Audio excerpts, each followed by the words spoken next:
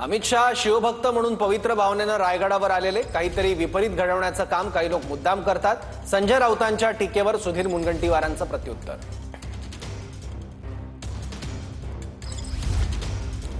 अमित शाह शिवभक्त म्हणून पवित्र भावनेनं रायगडावर आलेले काहीतरी विपरीत घडवण्याचं काम काही लोक मुद्दाम करतात, अशी प्रतिक्रिया यावर सुधीर मुनगंटीवार यांनी दिली आहे।